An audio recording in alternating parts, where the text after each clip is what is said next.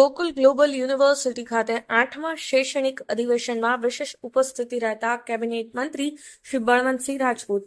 આજના યુગમાં સ્કિલયુક્ત શિક્ષણની જરૂર છે. કેબિનેટ મંત્રી શ્રી બળવંતસિંહ રાજપૂત પાટણ જિલ્લા શિક્ષણ અધિકારી શ્રીની કચેરી તથા પાટણ જિલ્લા માધ્યમિક શિક્ષક સંઘના સંયુક્ત ઉપક્રમે આયોજિત 8મા શૈક્ષણિક અધિવેશનમાં કેબિનેટ મંત્રી શ્રી બળવંતસિંહ રાજપૂત વિશેષ ઉપસ્થિત રહ્યા હતા.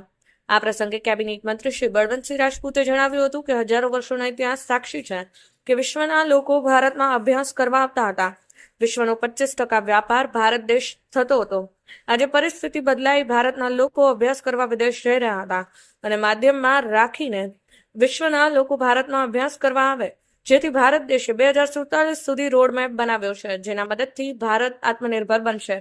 ભારત દેશ વિશ્વગુરુ બની વિશ્વના દેશોને માર્ગદર્શન આપશે. હવે આપણે સ્કિલયુક્ત શિક્ષણની જરૂર છે. આજનો સમય ડિજિટલ જમાનાનો છે, ટેકનોલોજીનો સમય છે. અધિવેશન પ્રસંગે હું કહેવા માંગુ છું કે બાળકોને સ્કિલયુક્ત શિક્ષણ મળે તે માટે રાજ્ય સરકાર ચિંતન કરી રહી છે. તમે પણ ભાવિ ઘડતરને તૈયાર કરવામાં કચાશ રાખશો નહીં. તેઓ વિકસિત ગુજરાતમાં મહત્વની કડી બનશે. આ પ્રસંગે જિલ્લા શિક્ષણાધિકારી શ્રી અશોક ચૌધરી, સંગઠનના પદાધિકારીઓ, જિલ્લા માધ્યમિક શિક્ષક સંઘના પદાધિકારીઓ, શિક્ષકશ્રીઓ, વિદ્યાર્થી ભાઈઓ અને બહેનો ઉપસ્થિત રહ્યા હતા. Bureau report, Patan news 24.